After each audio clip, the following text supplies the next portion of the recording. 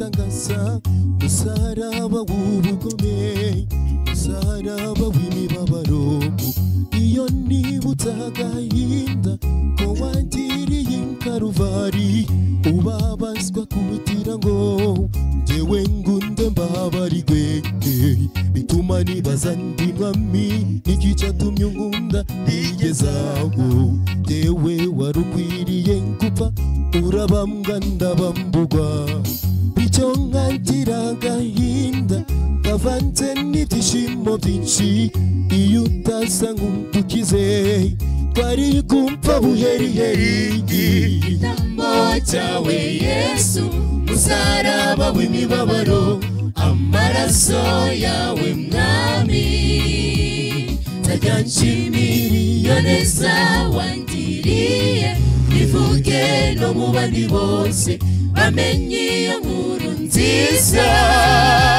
yuko twakijijwe igitambo cyawe Yesu musaraba w'imibabaro amaraso yawe mwami nzajya nshimira iyo neza wangiriye bivuge no mu bandi bose bamenye iyo nkuru nziza yuko twakijijwe ayo maraso niyakiza ibyaha by'abisi ingoni n'ikamba ry'amahwa ibyo byose byari ku bwanjye umanitswe hagati y'ibisambo ushinyagurirwa bati wigize umukiza ngaho ikizo dukize natwe ariko mwami ndifuza ko wamaguca bugufi ngaho wundi wasabye Yizeye ati mwami uzanyibuke nugera iwawe numanuka ku bicu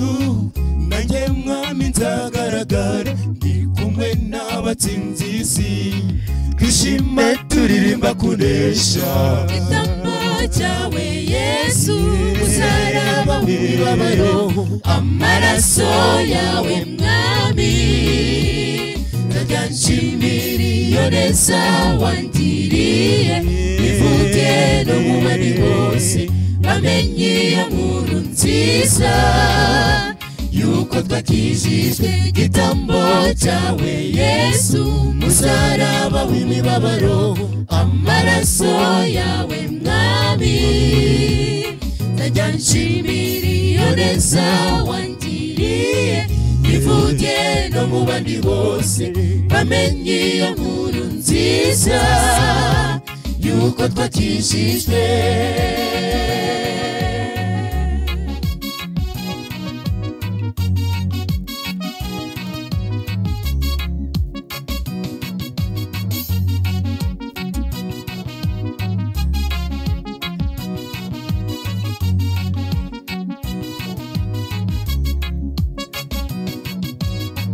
nabisi n'igihe gito ukaza nk'umwami w'abami uca imanza z'abatuye isi buri umwe n'uko imirimo ye yagenze bazinginga imisozi bibahishe ntibizashoboka mu bikombe mu bibaya bahunga amaso y'ububanzi yagusabye mwami wanjye mfashisha kuza kwakira ndatinya icyo nsabiye n'aba bose abafite ishaka ryo gushaka Imana ntituzaruhira ubusa oya ntibikabeho nubwo umwanzi twibasiye mu mbaraga zawe tuzanesha igitambo cyawe Yesu musaraba w'imibabaro amaraso yawe mwami nzajya nshimira iyo neza wangiriye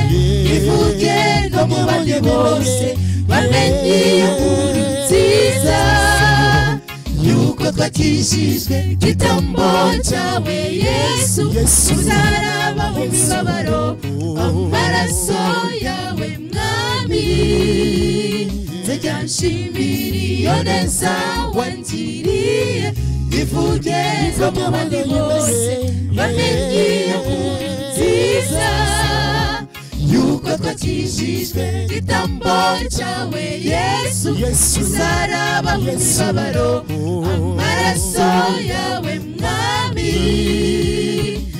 nshimire iyo neza wangiriye ivuge no mu bandi bose bamenye iyo nkuru nziza yuko twakijijwe.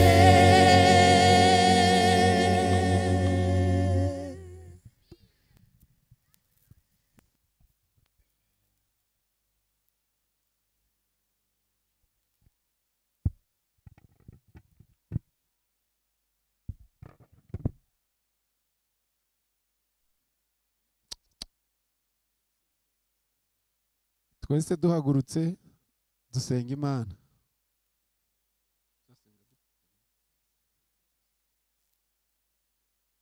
Turagushimye Imana ikomeye, tugushimiye ineza n'imbabazi zawe udahwema kutugirira, uhabwe icyubahiro.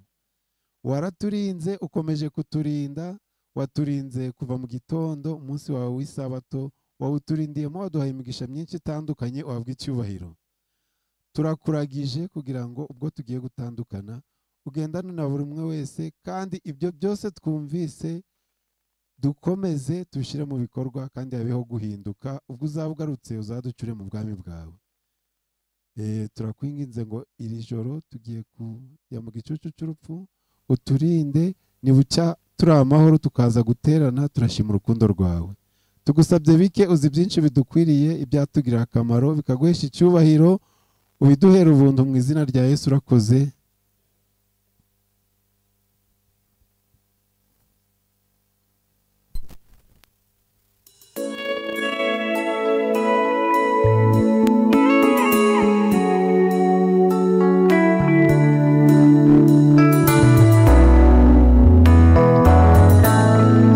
Mu gitondo kare saa 10 n'igice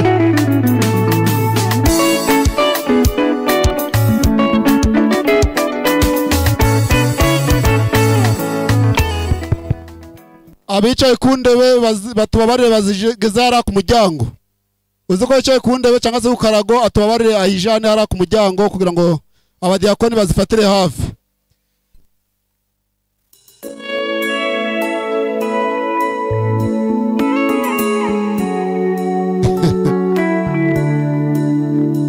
Biraba byiza ku bantu babyubahirije, ariko abari kugenda batabikoze bari kugenda nabi rwose. Murakoze cyane abari kubikora, ndi kureba byiza cyane rwose. Babiri bafatanye indebe ku muryango ku rusengero, nabo uri ku rusengero nafungure. Kugaruka kumukiza wajari bugufi, Yesu uzasangwa witeguye gusanganira uwo mukwe. Dorarasa zanye n'ibicu kandi amavi yose azapfukama n'akanwa kose